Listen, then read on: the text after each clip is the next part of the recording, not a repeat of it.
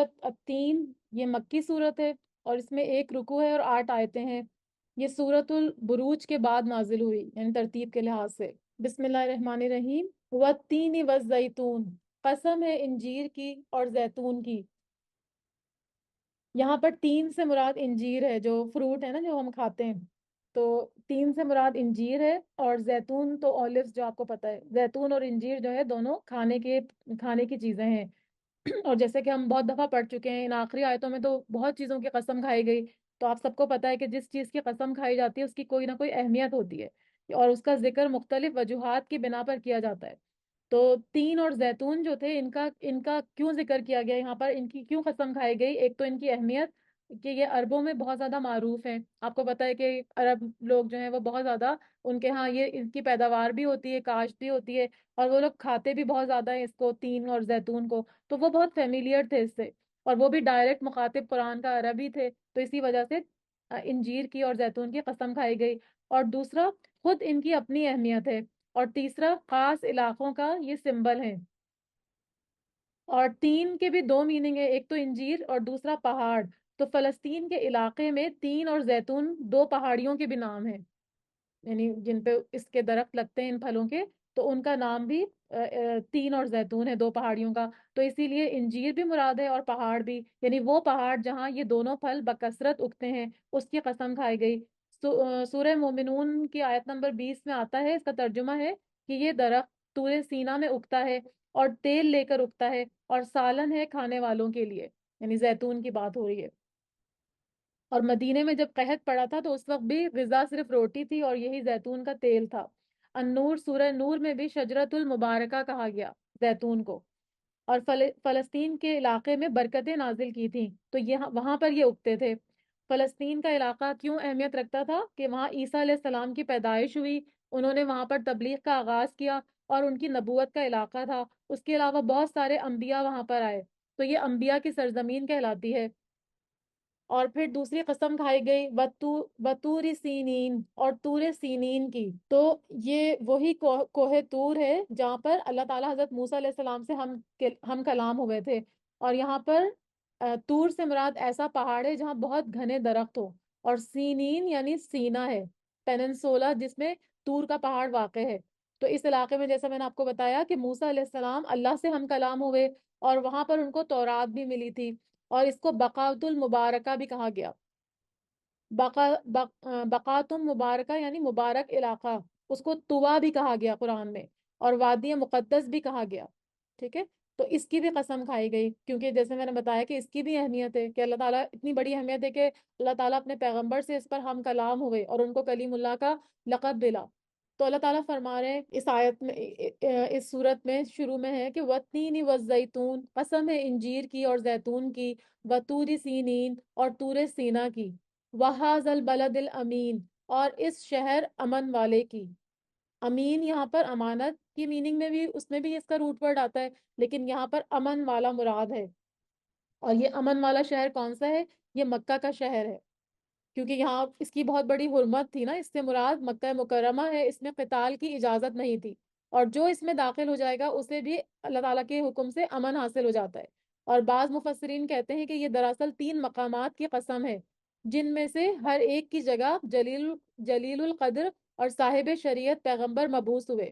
والتین والزیتون، یعنی یہاں پر ہم نے فلسطین کی بات کی، وہاں پر بھی پیغمبر آئے، جس میں کہ یہاں پر جیسے میں نے بتایا کہ 3 پیغمبر. انجیر اور زیتون سے مراد وہ علاقہ ہے جہاں اس کی پیداوار ہے، اور وہ بیت المقدس ہے جہاں حضرت عیسیٰ علیہ السلام پیغمبر بن کر آئے. اور طور سینا یا سینین پر حضرت موسیٰ علیہ السلام کو نبوت عطا کی گئی، اور شہر مکہ میں سید الرسل حضرت محمد صلی اللہ علیہ وآلہ وسلم کی بعثت ہوئی.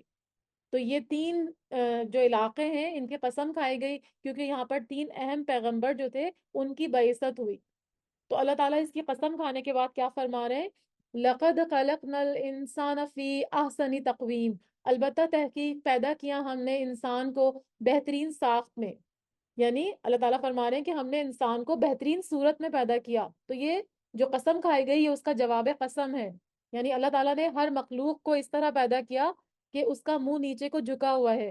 انسان جو ہے وہ دراز قامت ہے اور اس کو سیدھا بنایا، اور وہ اپنے ہاتھوں سے کھاتا پیتا ہے، اور اس کے اعضاء کو نہایت ہی تناسب کے ساتھ بنایا. اس میں جانوروں کی طرح بے ڈھنگا پن نہیں ہے، ہر ایک عضو جو ہے وہ دو دو بنائے اور ان میں نہایت مناسب فاصلہ رکھا، اور اس انسان کے اندر عقل اور تدبر، فہم اور حکمت اور سمع اور بصر کی قوتیں بھی ودیت کی۔ انسان کی پیدائش میں ان تمام چیزوں کا اہتمام جو کیا گیا وہی احسن تقویم ہے، جس کا ذکر اللہ نے 3 قسموں کے بعد فرمایا۔ یعنی انسان کو بہترین تخلیق میں پیدا کیا، اور احسن کا مطلب ہوتا ہے سب سے زیادہ اچھا۔ اور یہاں پر جو الانسان لکھا ہوا ہے، اس سے مراد جن سے انسان یعنی سارے انسان مراد ہے۔ اور تقویم کا مطلب ہے کسی چیز کو سیدھا کھڑا کرنا، یعنی اس میں افراط اور تفریط نہیں ہے، درست حالت میں اس کو پیدا کیا۔ احسن تقویم میں جسمانی طور پر بھی، ذہنی طور پر بھی، اخلاقی اور روحانی طور پر بھی اللہ تعالیٰ ایسا ہی انسان کو چاہتے ہیں۔ لیکن ہم کیا کرتے ہیں، کیونکہ ہم کو چوائس دی تو ہم اخلاقی طور پر اس طرح سے نہیں ہو پاتے، روحانی طور پر اس طرح نہیں ہو پاتے جیسا اللہ تعالیٰ نے ہم کو بننے کا حکم دیا۔ حالانکہ ہمارے اندر تو ودیت کر دیا نا، ہر انسان جو، ہر بچہ جو ہے وہ فطرت پہ پیدا ہوا ہے جیسا اللہ تعالیٰ نے اس کو بنایا، لیکن اس کے ماں باپ اس کو یہودی یا نصرانی بنا دیتے ہیں یا کوئی اور مذہب پہ اس کو رکھ دیتے ہیں۔ تو احسن تقویم میں جسمانی طور پر، ذہنی طور پر، اخلاقی طور پر، روحانی طور پر ایسا بنایا انسان کو جیسا کہ اس کو ہونا چاہیے تھا، جیسا اللہ تعالیٰ اس سے چاہتے تھے کہ وہ ہو۔ ثم رددناہ، پھر لوٹا دیا ہم نے اس کو۔ یہ ہو کی ضمیر پھر انسان کی طرف جا رہی ہے کہ اللہ تعالیٰ فرما رہے ہیں کہ ہم نے اس کو دوبارہ لوٹا دیا اسفل سافلین، سب سے زیادہ نچلا نچلوں سے۔ یعنی پہلے تو بات ہوئی کہ انسان کو بہترین صورت میں پیدا کیا، پھر اسے نیچوں سے نیچا دکھا دیا۔ یہ اشارہ کس طرف ہے؟ انسان کے ارذل العمر، یعنی جو بڑھاپے کی عمر ہوتی ہے نا، اس کی طرف اشارہ ہے، جس میں جوانی اور قوت کے بعد اس کو بڑھاپا اور ضعف آ جاتا ہے، یعنی کمزوری آ جاتی ہے، اور انسان کی عقل اور ذہن بچے کی طرح ہو جاتا ہے کہ بوڑھا اور بچہ بالکل برابر ہو جاتے ہیں نا، اسی طرح سے ہو جاتا ہے۔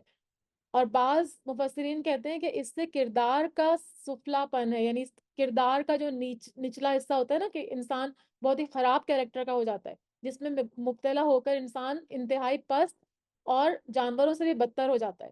اور بعض کہتے ہیں مفسرین کہ اس سے مراد ذلت اور رسوائی کا وہ عذاب ہے جو جہنم میں کافروں کے لیے ہے۔ تو انسان جو ہے، اللہ تعالیٰ نے تو اس کو احسن تقویم بنایا، اس کو ذہنی اور جسمانی صلاحیتیں دی، اس کو اخلاقی اور روحانی طور پر بھی ہدایت سے نوازا، لیکن وہ کیا کرتا ہے، اللہ تعالیٰ اور رسول صلی اللہ علیہ وسلم کی اطاعت سے انحراف کر کے اپنے آپ کو احسن تقویم کے بلند رتبہ اور اعزاز سے گرا کر جہنم کے اسفل سافلین میں داخل کر لیتا ہے۔ تو اللہ تعالیٰ نے تو اس کو بہترین انسان بنایا، لیکن اسفل سافلین سے کیا مراد ہوا؟ کہ وہ لوگ جو اپنی صلاحیتوں کا صحیح استعمال نہیں کرتے۔ اللہ نے ہم کو جانور تو نہیں بنایا نا، ہم کو انسان بنایا، اشرف المخلوقات بنایا، ہمارے لیے ہدایت کے راستے آسان کیے، لیکن اس کے باوجود ہم کیا کرتے ہیں؟ جو صلاحیتیں اللہ نے ہم کو دی، جیسا اللہ نے ہم کو بنایا، ہمیں احسن تقویم کے درجے پہ بنایا، لیکن ہم کیا کرتے ہیں؟ ہم اپنی صلاحیتوں کا غلط استعمال کرتے ہیں، اللہ کی نافرمانی کے کام کرتے ہیں، اور پھر کیا ہوتا ہے؟ اس بنا پر ہم کیا ہوتا ہے؟ پھر جہنم کے نچلے گڑھے میں جا پہنچتے ہیں۔ تو یہاں پر حرمت مقامات کی پہلے بات ہوئی کہ جن فلسطین کی بات ہوئی، اور پھر طور سینین کی بات ہوئی، پھر مکہ مکرمہ کی بات ہوئی۔ تو حرمت مقامات یعنی ان جگہوں کو نبیوں کی وجہ سے عزت ملی، وہاں پر وحی اتری اور انسانیت کی ہدایت کا وہاں پر بہترین انتظام کیا گیا۔ اور پھر دوسری بات ہوئی حرمت انسان کی، یعنی جب وہ اس وحی کو قبول کرتا ہے تو وہ کیا ہوتا ہے؟ اللہ کی نظر میں معزز ہو جاتا ہے، احسن تقویم کے درجے پر پہنچ جاتا ہے۔ لیکن اس کے برعکس اگر انسان اپنی صلاحیتوں کو غلط کاموں پر لگاتا ہے اور اللہ کے سامنے، اللہ کو چھوڑ کر کسی اور کے سامنے جھک جاتا ہے، اللہ کی بات کا انکار کر دیتا ہے، تو پھر وہ اسفل سافلین ہو جاتا ہے۔ تو یہ اس کا مطلب، یہ جو مطلب اس کا جو کنیکشن ہے نا، وہ ہمیں سمجھ میں نہیں آتا نا۔ ہم جب پڑھتے ہیں تو ہمیں لگتا ہے کہ اچھا تین اور زیتون کی بات ہو رہی ہے، اس کے بعد تور کی بات، کوہ تور کی بات ہو رہی ہے، لیکن آپ کو اس کا کنیکشن نہیں پتا چل رہا۔ ابھی آپ کو کنیکشن سمجھ میں آ گیا نا کہ ان جگہوں کو حرمت مقامات کی بات ہوئی، پھر اس کے بعد حرمت انسان کی بات ہو رہی ہے۔ ٹھیک ہے؟ یعنی اگر ہم اپنی صلاحیتوں کو بہترین کاموں میں لگائیں گے تو ہم بہترین مقام پائیں گے، اور اس کے برعکس اگر ہم اپنی صلاحیتوں کو غلط کاموں میں لگا دیں گے، اللہ کی نافرمانی میں لگا دیں گے، اللہ کے ساتھ شریک ٹھہرا لیں گے، تو پھر اسفل سافلین کے درجے پر پہنچ جائیں گے۔ تو یہ اس کا ڈیپ میننگ ہے، ورنہ اسفل سافلین سے مراد جیسے میں نے آپ کو بتایا کہ بڑھاپے کی عمر ہے، تو وہ اس میں بھی یہی ہوتا ہے کہ انسان اتنی زیادہ، کتنے کتنے لوگ پی ایچ ڈی کیے ہوئے ہوتے ہیں، بڑی بڑی باتیں کرتے ہیں، اور جب وہ بڑھاپے کی حالت کو پہنچتے ہیں تو وہ بالکل بچے ہو جاتے ہیں۔ بعض لوگوں کو جیسے وہ ڈائمینشیا وغیرہ ہو جاتا ہے، تو اس میں کیا ہوتا ہے؟ وہ بالکل بچے بن جاتے ہیں، وہ ہر چیز بھول جاتے ہیں۔ بظاہر انہوں نے دنیا میں کتنی بڑی بڑی ڈگریز کیوں نہ لی ہوئی ہوں، بہت بہت لیکچر دیے ہوئے ہوں، بڑی بڑی یونیورسٹیوں میں پڑھایا ہوا ہو، لیکن اس وقت وہ بالکل ایک چھوٹے بچے کی طرح ہو جاتے ہیں کہ اللہ تعالیٰ ان کی جو ہے وہ ذہن سے ہر چیز محو کر دیتے ہیں۔ تو پھر ہمیں جب ہم عقل کے درجے پہ ہیں، جب ہمیں سب چیزیں سمجھ میں آ رہی ہیں، جب ہم احسن تقویم کے درجے پہ ہیں جیسا اللہ نے ہم کو بنایا، تو پھر ہمیں کیا کرنا ہے؟ ہمیں اپنے اسفل سافلین والی دور کو بھی یاد رکھنا ہے کہ جب ہم بوڑھے ہو جائیں گے تو پھر ہم کچھ کرنے کے قابل نہیں رہیں گے۔ تو آج اگر اللہ نے ہم کو صلاحیتیں دی ہیں تو ہمیں زیادہ سے زیادہ اللہ تعالیٰ کی اطاعت کے کام کرنے چاہیے، اللہ کی نافرمانی سے بچنا چاہیے۔ تو پھر آگے بات ہوئی الا الذین آمنوا، سوائے ان لوگوں کے جو ایمان لائے، وعملوا الصالحات، اور انہوں نے نیک عمل کیے، فلہم اجر غیر ممنون، تو ان کے لیے اجر ہے نہ ختم ہونے والا۔ یعنی پہلے بات ہوئی احسن تقویم کی، پھر اسفل سافلین کی بات ہوئی، لیکن فرما دیا گیا آگے کہ جو لوگ ایمان لائیں گے اور پھر ساتھ ہی ساتھ نیک عمل بھی کریں گے تو ان کے لیے ایسا اجر ہوگا جو کبھی بھی ختم نہیں ہوگا۔ یعنی مومنوں کی کیفیت بیان کی جا رہی ہے۔ تو یہاں پر یہ جو ممنون کا ورڈ ہے نا، اس میں بھی دو میننگ آتے ہیں۔ من اس کا روٹ ورڈ ہے، من کا مطلب ہوتا ہے احسان کرنا، اور دوسرا ہوتا ہے کاٹنا۔ یعنی اجر جو ہے نا وہ ختم نہیں ہوگا، کٹے گا نہیں، کیونکہ دنیا میں تو آپ کے پاس جتنی بھی نعمتیں وہ آپ سے چھن جانی ہے نا۔ کیسے چھنیں گی؟ موت سے۔ اگر کوئی آپ سے نہیں بھی چھینتا تو موت جو ہے نا آپ کی ساری نعمتیں چھین لے گی، لیکن وہاں پر تو موت ہی نہیں آئے گی، آخر مرنے کے بعد تو پھر موت نہیں آئے گی نا، تو پھر وہ اجر آپ کا ختم نہیں ہوگا۔ تو یہاں پر یہی فرمایا جا رہا ہے کہ اگر آپ نیک ایمان لائیں گے، سب سے پہلے شرط ہے ایمان لانا اور نیک عمل کرنا، تو پھر ایسے لوگوں کا انجام بہت اچھا ہوگا، اور وہ لوگ کیا کریں گے؟ ان کو ایسا اجر ملے گا جو کبھی بھی ختم نہیں ہوگا۔ فما یکذبک بعد بالدین، تو کیا آمادہ کرتا ہے جھٹلانے پر تجھے بعد اس کے، بدلے کے دن کو؟ یعنی یہ ساری باتیں جب تمہیں پتہ چل جاتی ہیں، تمہیں ہدایت بھی مل جاتی ہے اور ساری چیزیں تمہیں بتا دی جاتی ہیں، تو اس کے بعد بھی کون سی چیز ہے جو تمہیں روز جزا کے جھٹلانے پر آمادہ کرتی ہے؟ یعنی اب انسان سے خطاب کیا جا رہا ہے کہ اللہ نے تمہیں بہترین صورت میں پیدا کیا، اور وہ تم سے جو ہے وہ اس کے برعکس بھی کرنے کی قدرت رکھتا تھا۔ یعنی اللہ کے لیے دوبارہ پیدا کرنا بھی کوئی مشکل نہیں ہے، یعنی تم اگر آج اچھی صورت میں پیدا ہوئے ہو تو اس کے بعد تمہیں گرانے کی بھی پوری قدرت رکھتا ہے، اور اس کے لیے دوبارہ پیدا کرنا کوئی مشکل نہیں ہے۔ یعنی تم یہ سمجھتے ہو کیونکہ جو لوگ جزا سزا کے دن کا انکار کرتے تھے نا، وہ وہی لوگ تھے جو کہ جن کو کہ دوبارہ زندہ ہونے پر شک تھا۔ وہ یہ سوچتے تھے کہ شاید ہمیں دوبارہ زندہ نہیں ہونا پڑے گا، جب ہم ایک دفعہ قبر میں چلے جائیں گے تو اس کے بعد ہمیں دوبارہ زندہ نہیں کیا جائے گا۔ تو یہاں پہ یہی فرمایا جا رہا ہے کہ اللہ تعالیٰ کے لیے دوبارہ پیدا کرنا کوئی مشکل کام نہیں ہے، لیکن اس کے باوجود بھی تم لوگ کیا کرتے ہو؟ قیامت کا اور جزا سزا کا انکار کرتے ہو۔ تو اللہ تعالیٰ یہ جو فما کا ورڈ ہے نا، اس میں یہی ہے کہ کیا تو آمادہ کرتا ہے، تو کیا چیز تم کو آمادہ کرتی ہے؟ یعنی حیرت کا اظہار بھی کیا جا رہا ہے کہ تم جو ہے وہ آخرت کے دن کو، جزا سزا کے دن کو جھٹلاتے ہو اور دنیا میں اللہ کی نافرمانی کے کام کرتے ہو۔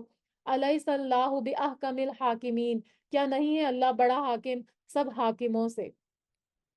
یعنی اللہ تعالیٰ جو ہے وہ سب حاکموں کا بڑا حاکم نہیں ہے، یعنی وہ ایسا حاکم ہے جو کسی پر ظلم نہیں کرتا، اور اس کے عدل کا تقاضا ہے کہ وہ قیامت برپا کرے گا،